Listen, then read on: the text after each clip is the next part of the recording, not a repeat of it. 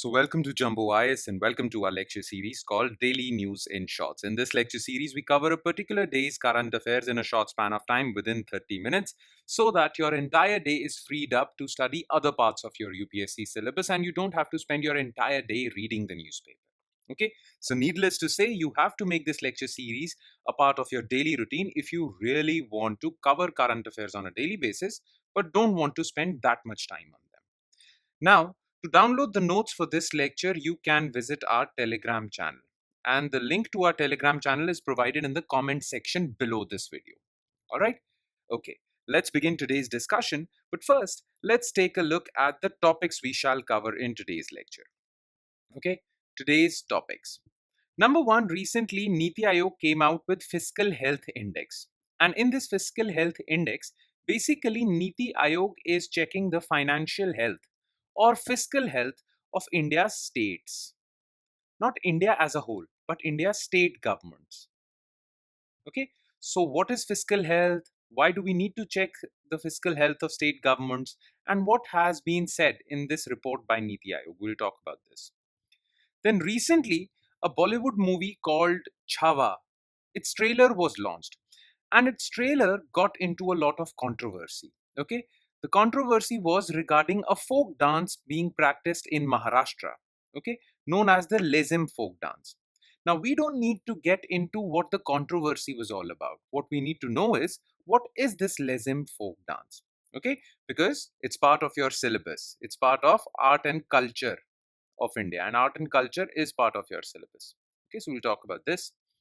Then recently, a very famous woman who's 100 years old and took a key part in Goa's liberation struggle from Portugal was awarded Padma Shri in 2025 on the eve of Republic Day celebrations. So, Goa's liberation struggle from the Portuguese came into the news, came into the spotlight, and that's why we are discussing it. Okay, and recently, the problems that were plaguing India and China's relationship, well, some solution is in sight to these problems. Okay, recently both these countries have been meeting quite frequently and they have resolved some issues. So, Thaw in India China relations, we'll talk about this. Okay, all right. So, these are the four topics of our discussion. Let's discuss them one by one, starting with topic number one, which is Fiscal Health Index by NITI Aayog. Now, to understand this news, you need to know what the term fiscal health means. Okay, all governments, whether these governments are state governments or central governments, all governments earn some revenue. Okay, let's call them receipts. Okay, they earn some money or they get some money, they receive some money, and they all have some expenditure also. Okay, so all governments receive money and they spend money. You all know that governments spend money. That's something that I don't need to tell you. All right, now if the expenditure made by government is greater than the receipts it has received, okay, then we say that the government is running a fiscal deficit. Okay, let's suppose the government is earning 200 rupees, okay, but its expenditure is 250 rupees. That means it's running a deficit of 50 rupees. All right, very simple. So, fiscal deficit is basically, fiscal deficit is basically difference between expenditure and receipts of a government. Now, the thing is that if a government is spending 250 but it is earning only 200, then where is this extra 50 coming from? Well, this extra 50 is coming from loans. So, this extra 50 rupees worth of expenditure is being fulfilled by debt. So, if fiscal deficit of a government increases, well, its debt also increases because how else would it fulfill its fiscal deficit or compensate for its fiscal deficit? It has to borrow. If it's earning 200 but spending 250, then where is this extra 50 coming from? From borrowings.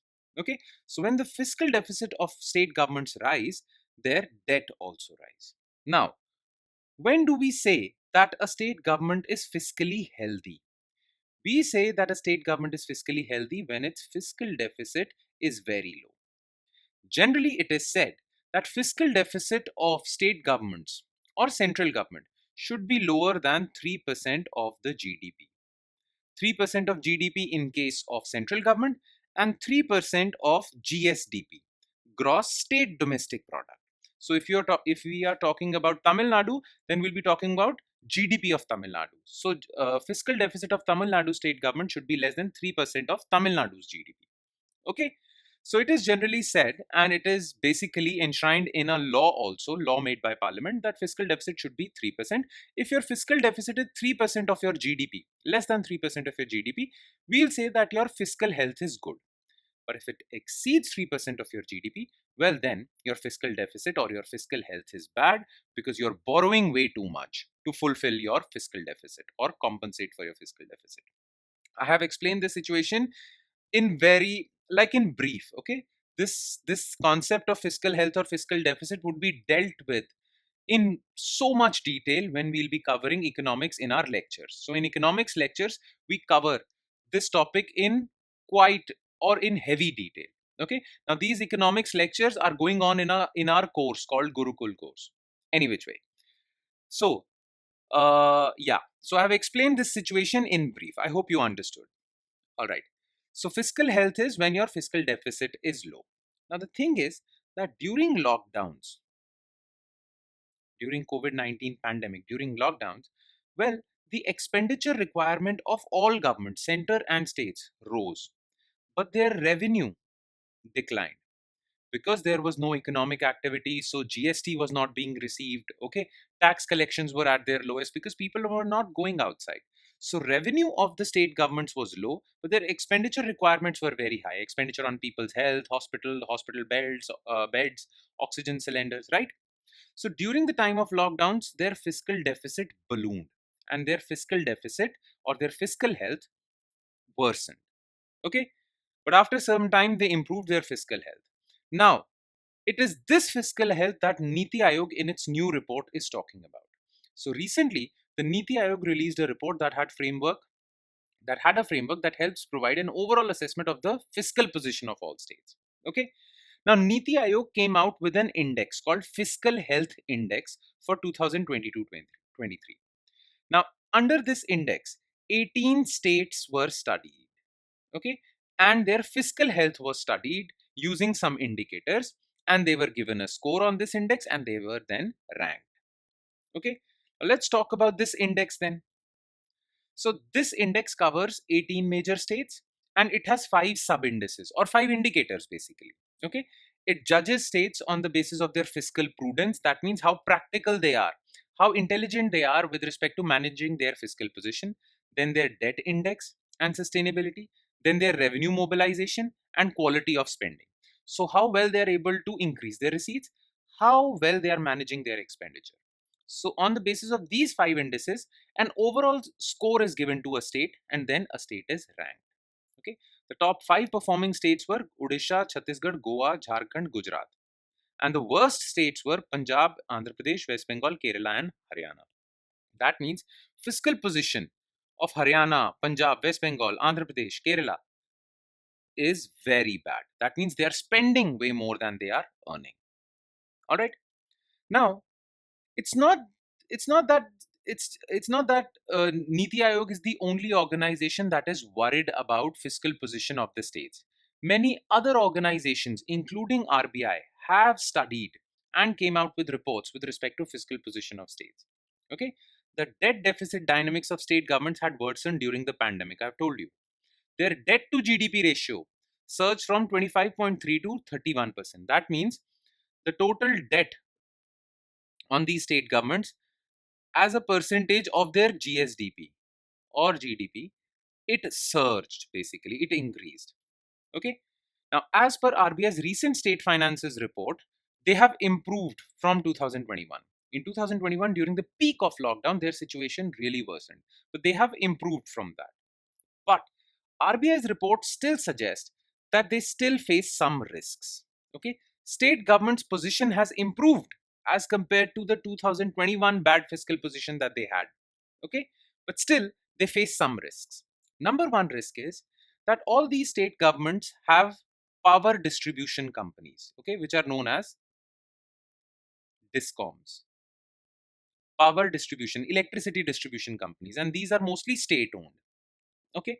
Now, these power discoms are running huge losses, and their losses are a burden on state finances. So, this is one risk. The other risk is that because of political compulsion and because of the compulsion of winning elections, many state governments have resorted to giving freebies.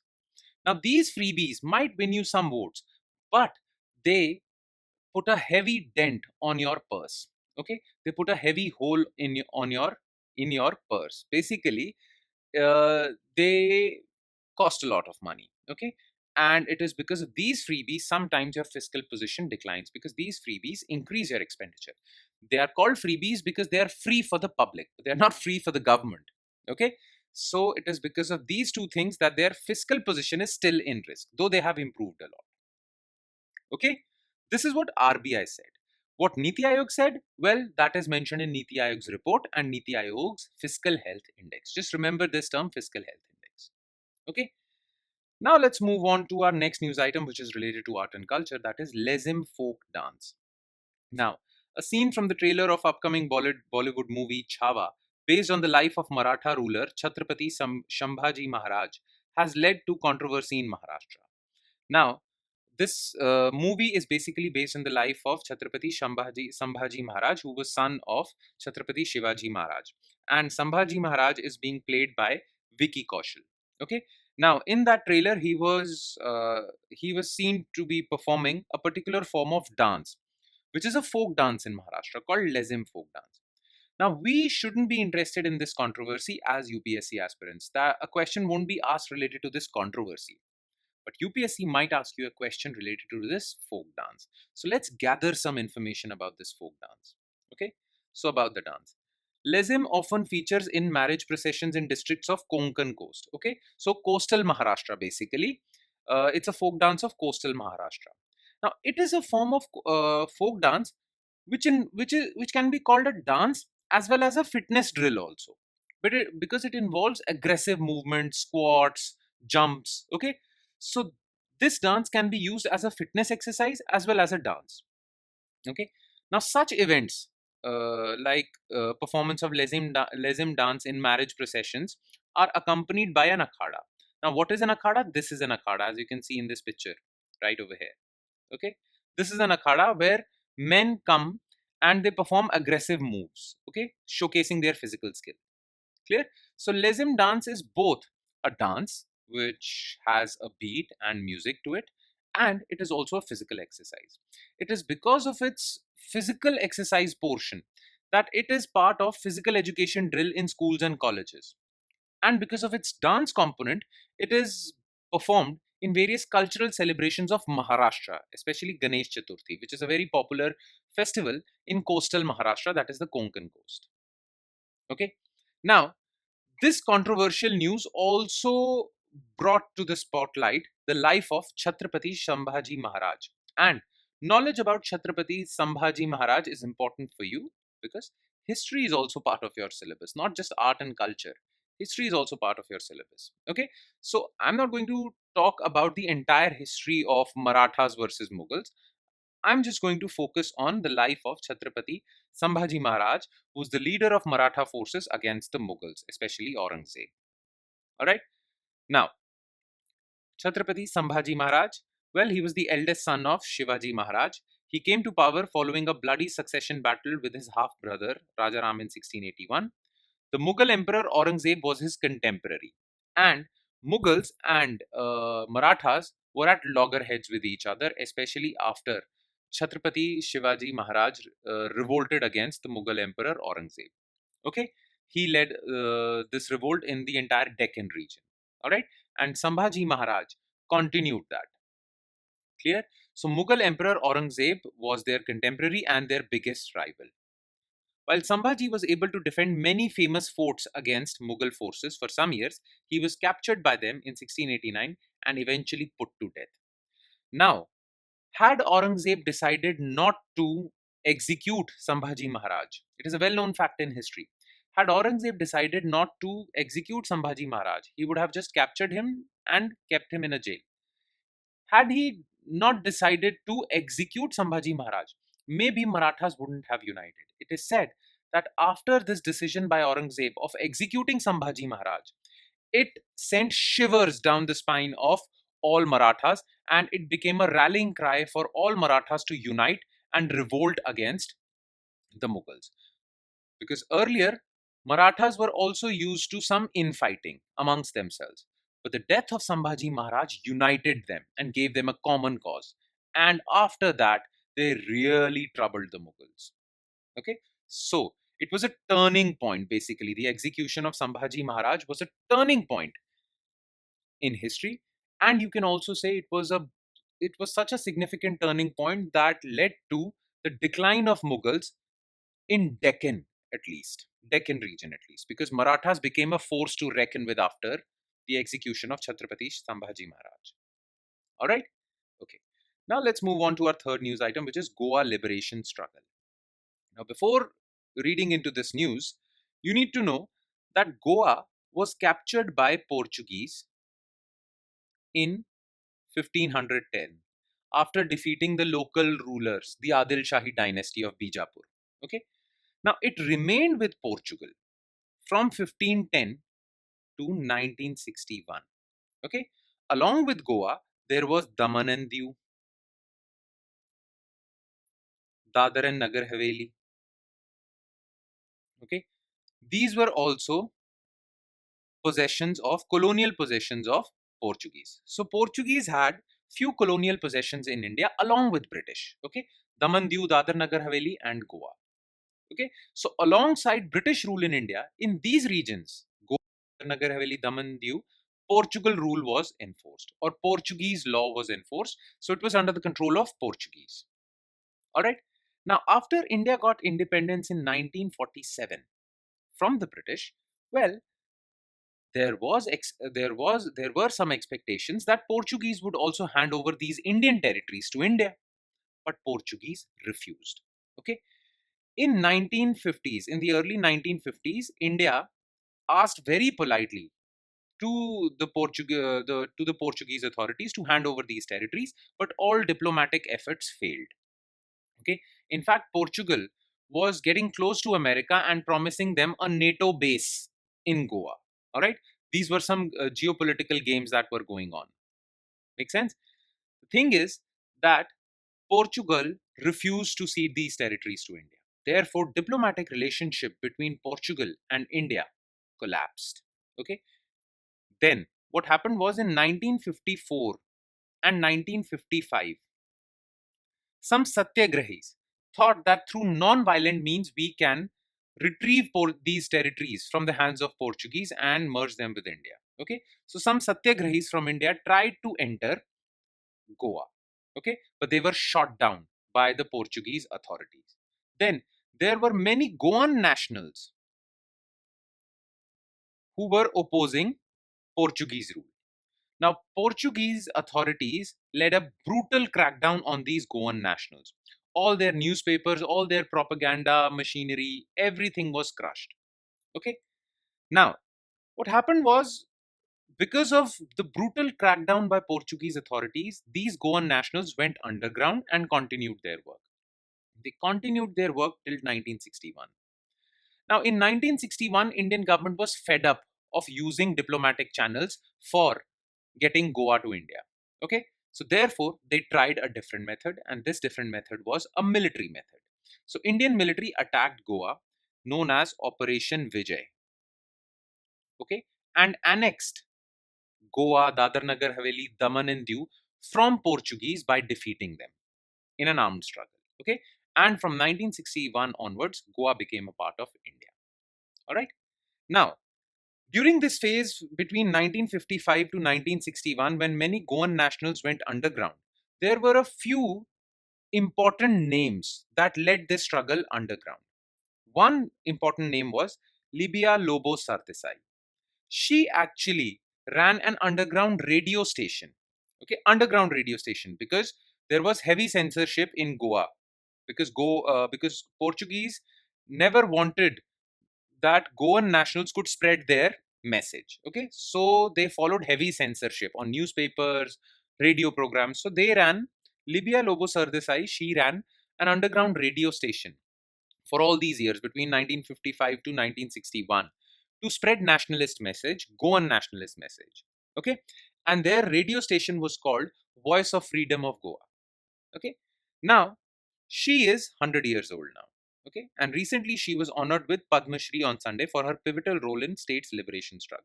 Okay, between 55 to 61, Libya and her colleague and later husband Vaman Sardesai ran an underground radio station from jungles of Western Ghats. It was she who announced the news of Goa's liberation from 4.5 centuries. You remember? Portuguese started their rule in Goa from 1510. So 4.5 centuries of Portuguese rule came to an end. And who made that announcement? She made that announcement. After defeating Portuguese army, Indian army informed her and then she announced that on her radio. Okay, so she was awarded Padma Shri. Okay, now about Goa liberation, as I've told you, after India's independence in 1947, the Portuguese refused to hand over their colonial possessions of Goa, Daman, Dadra Nagar Haveli to India. By 1955, two nations had cut off diplomatic relations. In fact, India actually blockaded Goa. India actually created an economic blockade. So Goa couldn't trade. Okay. After failure of diplomatic efforts, Indian military launched Operation Vijay and annexed these territories by 19th December. So 19th December kind of is an Independence Day for Goa. All right.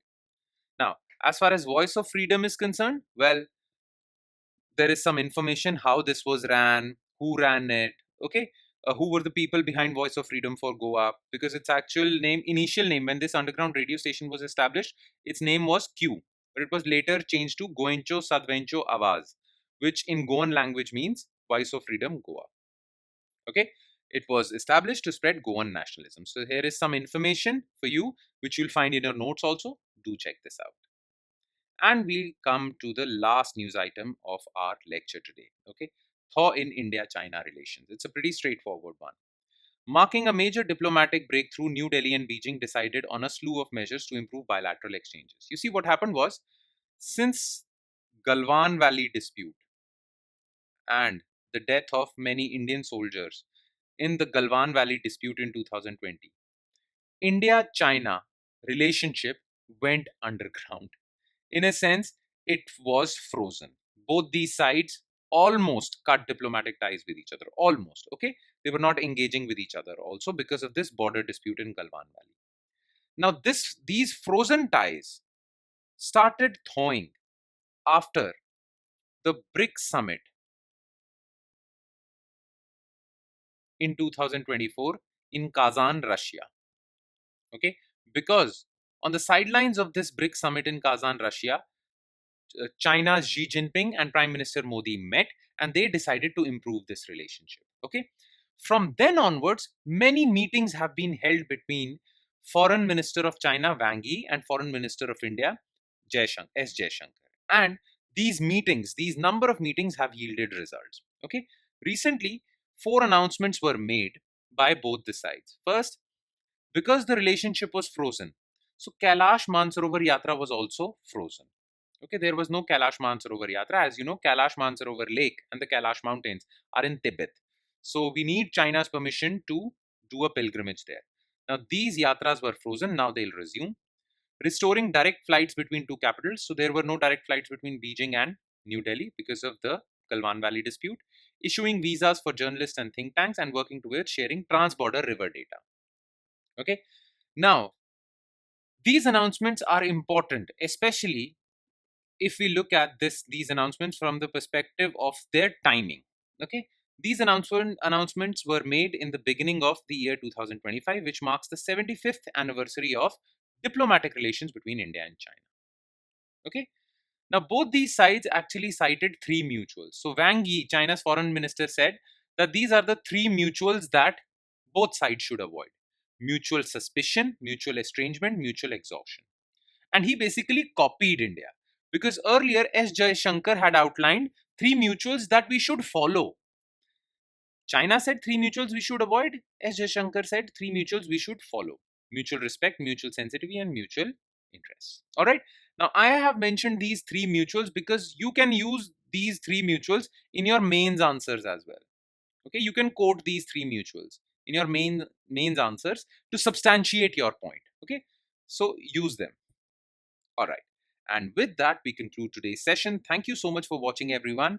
And I hope it added value to your preparation. But it would add more value if you revise this lecture also from the notes provided by us on our Telegram channel or on our app or website. Okay? All right. That's it from my side, guys. I'll see you next time with next lecture of current affairs. Thank you so much, everyone.